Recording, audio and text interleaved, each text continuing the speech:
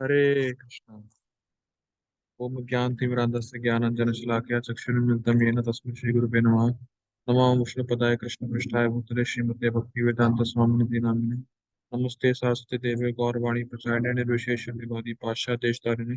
जय श्री कृष्ण चैतन्य प्रभु नित्यानंद श्री अद्वैत गदाधर श्रीवासादि गौर भक्त वृंदा। हरे कृष्ण कृष्ण कृष्ण हरे हरे, हरे राम राम राम। तो आज हम लोग दामोदर अष्टकम के आखिरी श्लोक पे कृष्ण कृपा से पहुंच गए हैं। तो आज हम लोग दामोदर अष्टकम की सीरीज को भी कृष्ण कृपा से पूर्ण करने का प्रयास करेंगे। तो दामोदर अष्टकम 8वां श्लोक। नमस्तेस्तु दाम्ने स्फुरदीप्ति धाम्ने त्वदीयोदरायाथ विश्वस्य धाम्ने। नमो राधिकाय त्वदीया प्रियाय, नमो अनंत लीलाय देवाय तोभ्यम्। नमस्तेस्तु दाम्ने स्फुरदीप्ति धाम्ने त्वदीयोदरायाथ विश्वस्य धाम्ने। नमो राधिकाय त्वदीया प्रियाय, नमो अनंत लीलाय देवाय तुभ्यम्। बात पढ़ेंगे। अनुवाद। हे दामोदर, आपके उदर को बांधने वाली महान चमकीली रज्जू को प्रणाम है। संपूर्ण विश्व के आधार स्वरूप आपके उदर को नमस्कार है। आपकी प्रियतमा श्री राधिका के चरणों में मेरा बारंबार प्रणाम है, और अनंत प्रकार की अलौकिक लीला करने वाले आपको मेरा प्रणाम है। संस्कृत देखिए। नमस्तेस्तु, नमस्कार हो। किसको नमस्कार हो? दामने, रस्सी को नमस्कार हो। रस्सी कैसी है? स्फुरत दीप्ति। दीप्ति का मतलब होता है चमकीला, और स्फुरत मतलब अत्यधिक चमकीला। तो उस नमस्कार हो, किसको नमस्कार हो? चमकीली रस्सी को नमस्कार हो। अच्छा, उसने किया क्या है? धामने। जो रस्सी दामोदर आपके पेट में बंधी है, उस चमकीली रस्सी को मेरा प्रणाम। ठीक। अब देखिए कितना इंटरेस्टिंग है। कोई सोचे रस्सी को प्रणाम क्यों कर रहे हैं? जैसे मान लीजिए कोई व्यक्ति चश्मा पहना हुआ है, तो कोई आए उससे मिलने, कहे आपके चश्मे को प्रणाम है, आपका चश्मा बहुत चमकीला है। तो चश्मे को प्रणाम कर रहा है। वैसे नमस्तेस्तु दामने, जो रस्सी ने आपके उदर को बांधा हुआ है, उसको मेरा नमस्कार हो। वो रस्सी कैसी है? अत्यधिक चमकीली, स्फुरत दीप्ति धामने। ठीक है, बहुत इंटरेस्टिंग है। फिर त्वदीयो उदर, त्वदीया उदर, आपके उदर को, आपके पेट को प्रणाम। कितना अमेजिंग है। क्या कभी आपने सुना है कि किसी व्यक्ति ने किसी दूसरे व्यक्ति के पेट को प्रणाम किया हो?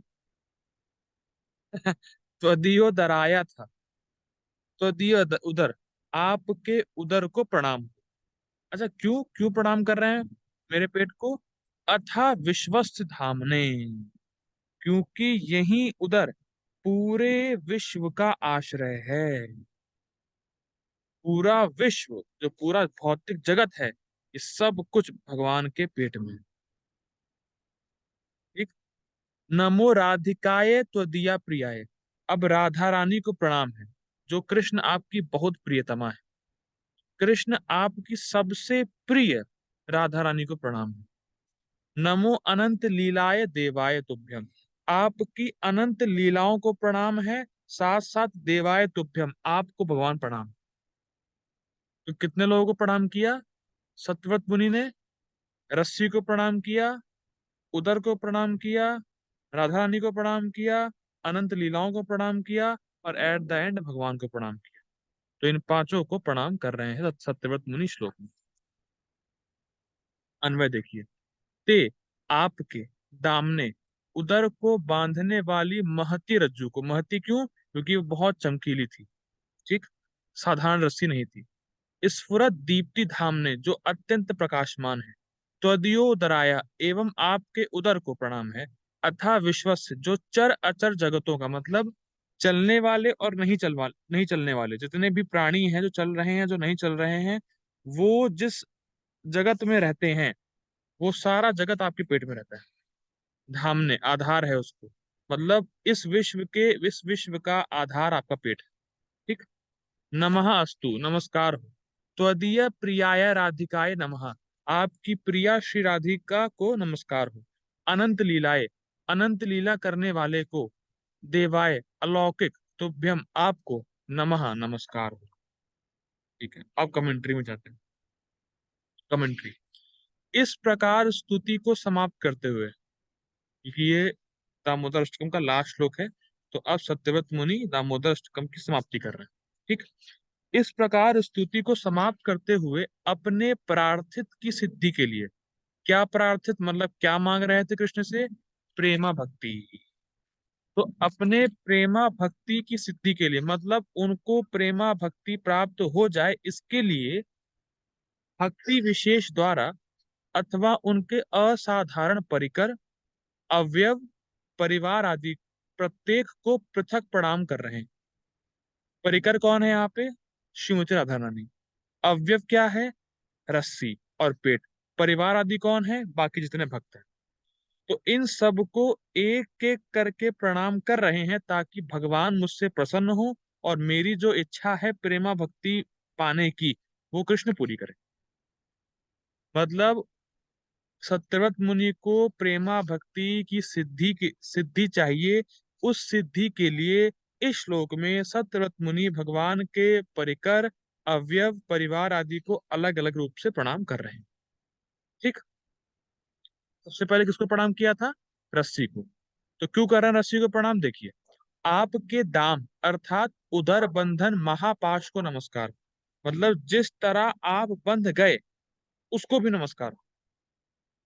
रस्सी को तो नमस्कार हो ही, लेकिन जिस तरह से आप रस्सी से बंधे, उसको भी नमस्कार हो। ठीक। कैसा दाम मतलब किस प्रकार की रस्सी थी वो? जो दमक रहे तेज का आश्रय है, उसको नमस्कार हो। ये जो रस्सी है, इसमें बहुत तेज है। ये रस्सी बहुत चमकीली है। कहने का मतलब क्या है? कि ये रस्सी कोई भौतिक नहीं। आगे बढ़ते हैं। इस प्रकार उस पाश की भी ब्रह्म ब्रह्म घन रूपता अर्थात घनीभूत ब्रह्म होना विपरीत है। समझ में आ रहा है? ये जो रस्सी है जिससे भगवान बंध गए, ये इतनी चमकीली है कि ये कोई साधारण भौतिक रस्सी है ही नहीं। ये स्पिरिचुअल रस्सी है। भैया आपने कभी कोई रस्सी देखी है जो बहुत चमकीली हो इस जगत में? वो देखा आपने रस्सी को जो बहुत चमकती हो? तो नहीं देख रहे। ठीक। लेकिन ये जो रस्सी बांधी गई थी, ये दिव्य रस्सी थी। ये स्पिरिचुअल रस्सी थी। ये रस्सी ही स्पिरिचुअल है।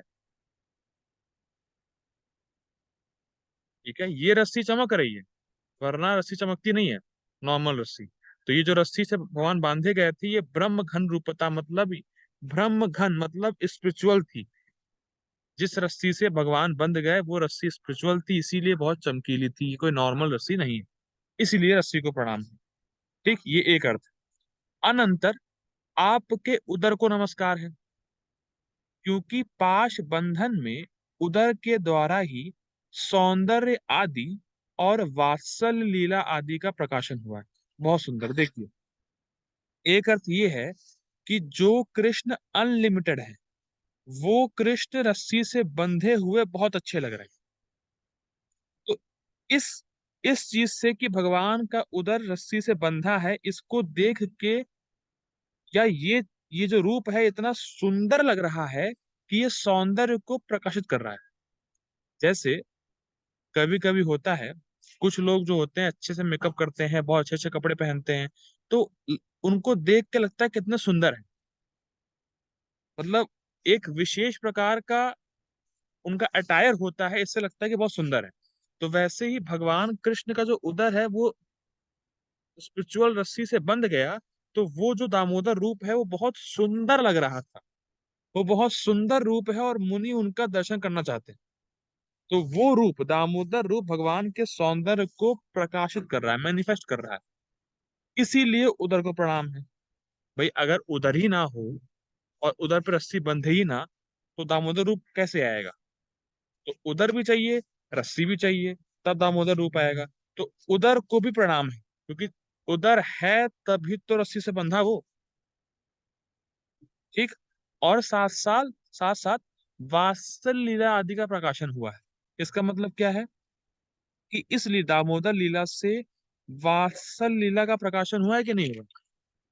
भैया माता यशोदा ने, या माता यशोदा के वात्सल्य से ही तो कृष्ण बन गए। कृष्ण को कोई ऐसे बांध नहीं सकता है, लेकिन माता यशोदा का वात्सल्य इतना ज्यादा था कि कृष्ण बन गए। और मेन कारण क्या है? उदर, क्योंकि उदर में रस्सी बांधी गई। पेट ही तो बंधा है, इसीलिए पेट को प्रणाम। दो रीजन समझ में आ रहा है? दो रीजन। पहला रीजन क्या है कि पेट में जब रस्सी बांधी गई तो बहुत सुंदर लग रहा है वो रूप, तो इसलिए उदर को प्रणाम है। और उदर को बांध दिया गया, वो दिखा रहा है कि भगवान कितने भक्त वत्सल है। मतलब माता यशोदा का वात्सल्य कितना ज्यादा है, अधिक है, इसीलिए भगवान का उदर बंध गया। ठीक। अब ये उदर कैसा है? कैसा उदर? जो संपूर्ण विश्व अर्थात चर अचर परपंच का आधार है। परपंच का मतलब होता है जगत। तो कैसा उदर है? ऐसा उदर जो पूरे पूरे जगत का आधार है। पूरा जगत भगवान के पेट में, उसे प्रणाम है।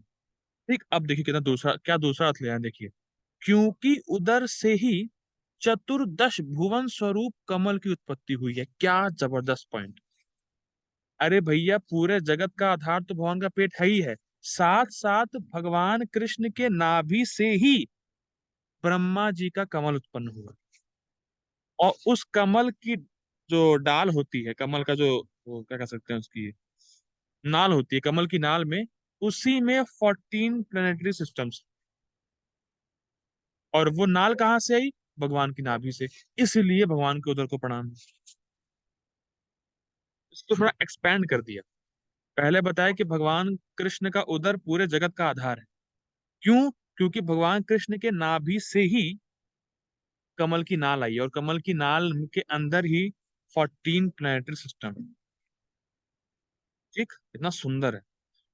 ठीक है। उत्पत्ति हुई है उदर में ही, माता को 2 बार विश्व रूप का प्रदर्शन किया गया। और साथ साथ माता यशोदा को पूरे यूनिवर्स का जो दर्शन है भगवान ने अपने उदर में ही कराया। इसलिए भी उदर उदर को प्रणाम। तो 3 4 अर्थ देखे उदर को प्रणाम करने के। उदर को प्रणाम करने का पहला अर्थ ये है कि भगवान का सौंदर्य प्रकाशित हो रहा है। दूसरा, उदर को प्रणाम करने का अर्थ है कि वात्सल्य लीला का प्रकाशन हो रहा है। तीसरा रीजन ये है कि भगवान कृष्ण का उदर पूरे जगत का आधार है। चौथा अर्थ ये है कि भगवान कृष्ण के उदर से ही कमल की नाल उत्पन्न हुई, जिसमें 14 प्लेनेटरी सिस्टम है। और पांचवा, भगवान कृष्ण के उदर में ही माता यशोदा ने 2 बार विश्व रूप का दर्शन किया। इसीलिए उदर को प्रणाम। इतना डीप है। अगर आप नहीं सुने, कमेंट्री नहीं पढ़े, तो आप रिचुअल की तरह केवल बस पढ़ के निकल जाएंगे दामोदर अष्टकम। पर जब इन मतलबों को समझेंगे तो कितना भाव आएगा जब बोलेंगे, जब गाएंगे, कि उदर को प्रणाम करने के कितने कारण हैं। ठीक है। आगे बढ़ते हैं। इस प्रकार, ठीक है, इस प्रकार उदर के बंधन से विश्व के बंधन की भी प्राप्ति होती है। वाह। और यह ध्वनित होता है कि श्री यशोदा के द्वारा विश्व भी वशीभूत कर लिया गया। अब देखिए, जो जगत का आधार है, कृष्ण का पेट, उसको माता यशोदा ने बांध लिया, तो अल्टीमेटली पूरे जगत को माता यशोदा ने बांध लिया। अरे भैया, जिस जो पेट पूरे जगत का आधार है, और अगर पेट ही बंध गया तो पूरा जगत भी तो बंध गया। और पूरा जगत माता यशोदा ने बांध लिया, तो इससे ये साबित होता है, इससे ये ध्वनित होता है कि माता यशोदा पूरे जगत की माँ है।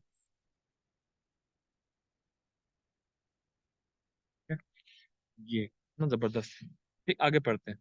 यद्यपि ईश का बंधन असंभव है, तथापि बंधन स्वीकार करने के द्वारा भक्त वात्सल्य विशेष ध्वनित होता है। देखिए, मैं पढ़ लेता हूँ पूरा।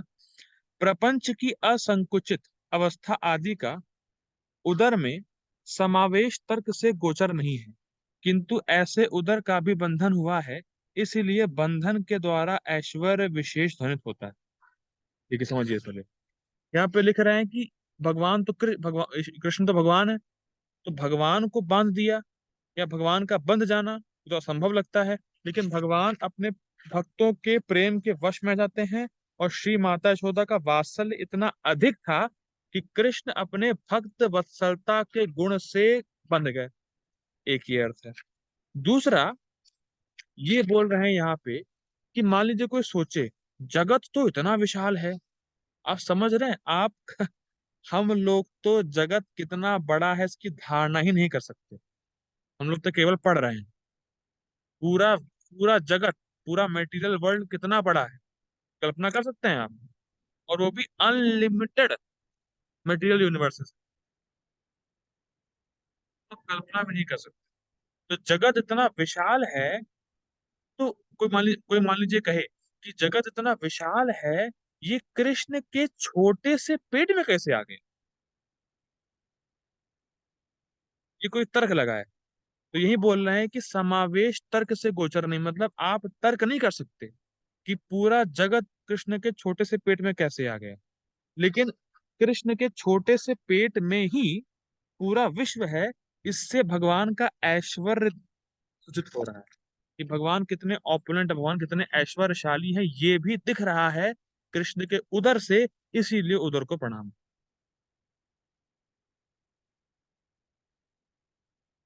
देखा कितना जबरदस्त। अब आगे पढ़ते हैं। पाश को नमस्कार करने के पश्चात उदर को नमस्कार किया गया है। ये दिखा, नमस्तेस्तु दामने, पहले रस्सी को प्रणाम किया, फिर उदर को प्रणाम किया। क्यों पहले रस्सी को प्रणाम क्यों किया? देखिए, इसमें दो कारण हो सकते हैं, मतलब रस्सी को उदर से पहले प्रणाम करने के दो कारण हैं।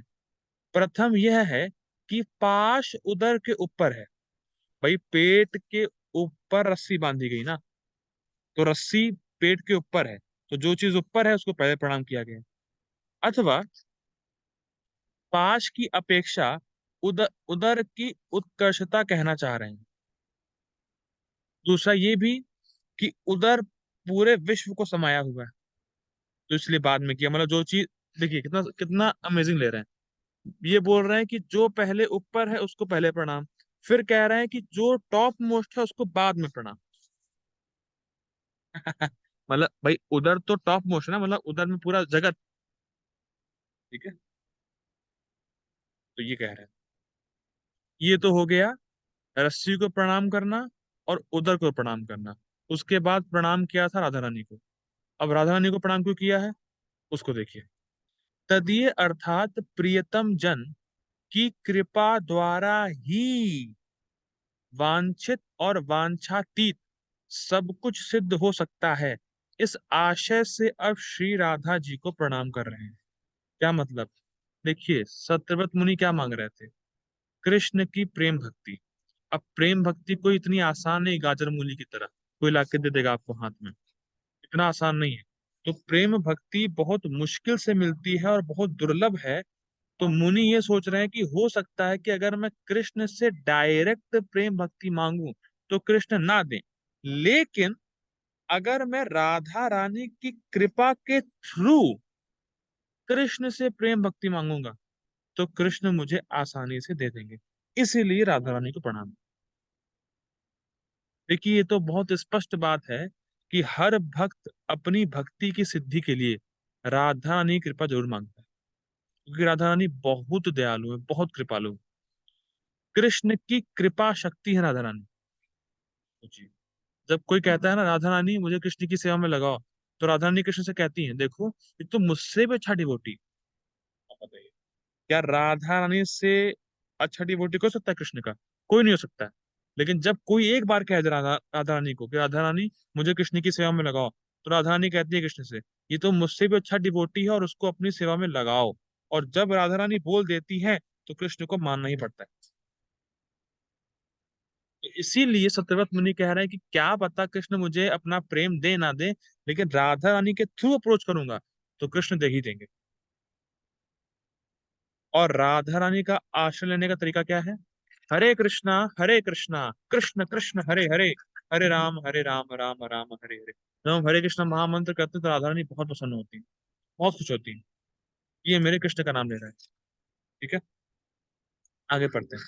श्री राधा जी का नाम उल्लेख होने से सभी गोपियां यहाँ उपलक्षित हो रही हैं।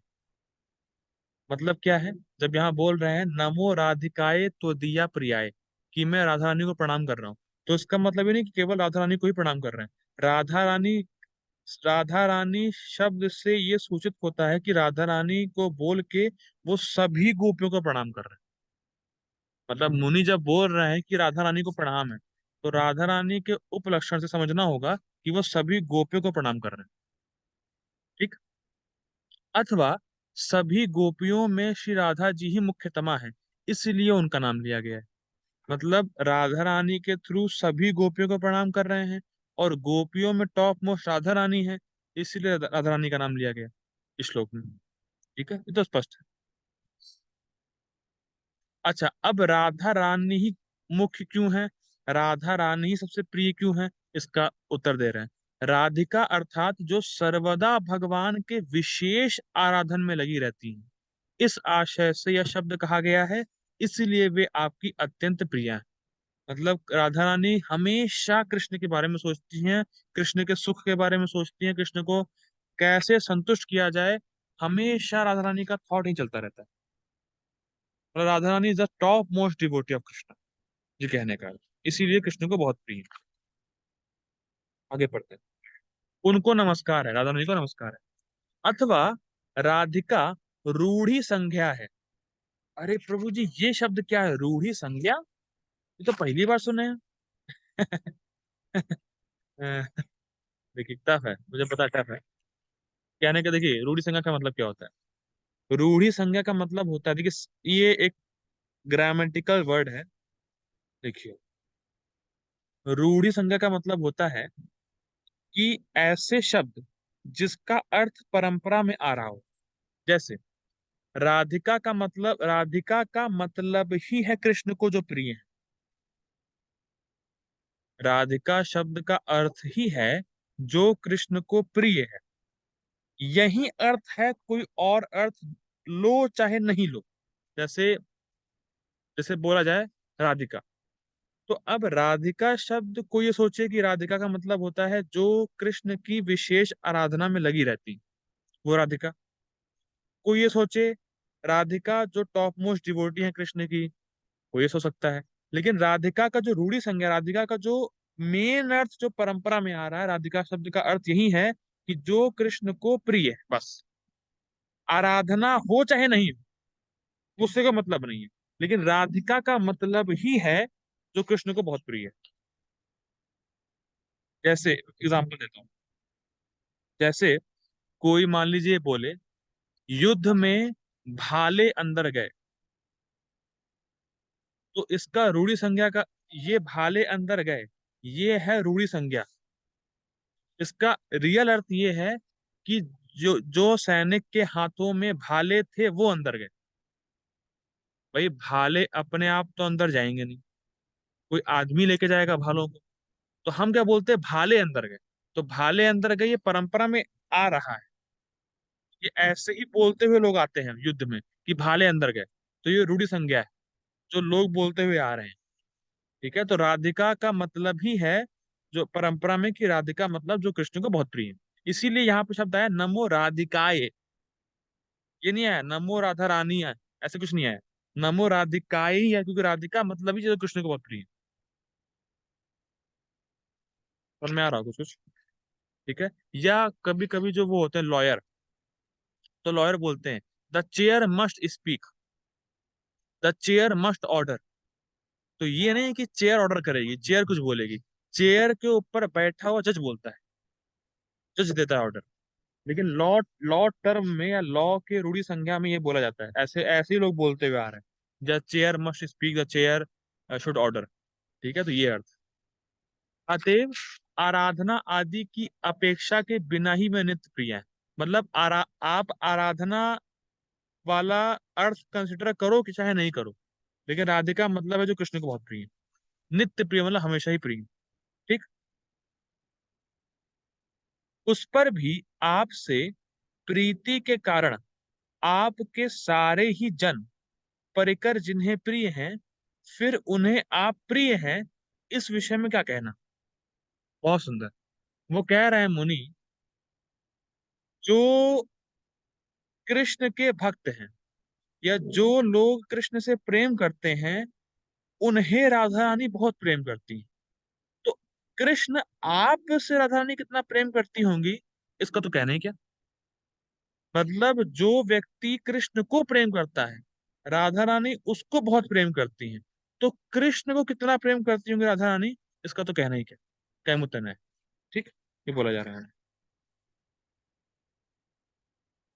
इस प्रकार श्री कृष्ण में श्री राधिका का प्रेम विशेष सूचित हुआ। मतलब राधा रानी कृष्ण से कितना प्रेम करती हैं, ये इंडिकेट हो रहा है इस श्लोक से, नमो राधिकाए, इस लाइन से। ठीक, ऐसी श्री राधिका को नमस्कार। अथवा आप जिसके प्रिय हैं वह भी जगत वंदनीय है। श्री राधिका भी आपकी ही प्रिया है, अतः उन्हें नमस्कार है। कहने का अर्थ क्या है कि जो व्यक्ति कृष्ण को प्रिय है, या नहीं, माफ कीजिएगा, जिस व्यक्ति के लिए कृष्ण प्रिय है, माफ कीजिएगा उल्टा हो गया, जिस व्यक्ति के लिए कृष्ण प्रिय है, जो व्यक्ति कृष्ण से बहुत प्रेम करता है, उसको पूरे जगत में वंदनीय है वो। मतलब वो जगत में पूजनीय व्यक्ति है। जो व्यक्ति कृष्ण से प्रेम करता है, या जिस व्यक्ति के लिए कृष्ण बहुत प्रिय है, ऐसा व्यक्ति इस जगत में वंदनीय है। तो राधा रानी को कृष्ण कितने प्रिय हैं, इसका तो कहना ही क्या, इसीलिए उन्हें नमस्कार तो होना ही चाहिए। मतलब जो नॉर्मल है, नॉर्मल व्यक्ति, जो नॉर्मल डिवोटीज हैं, जो जिनके लिए कृष्ण बहुत प्रिय हैं, जब वो जगत में वंदनीय हैं, तो कृष्ण की top most devotee Radha Rani कितनी वंदनीय है, इसका तो कहना ही क्या, इसीलिए उनको नमस्कार होना ही चाहिए। ठीक है, आगे बढ़ते हैं।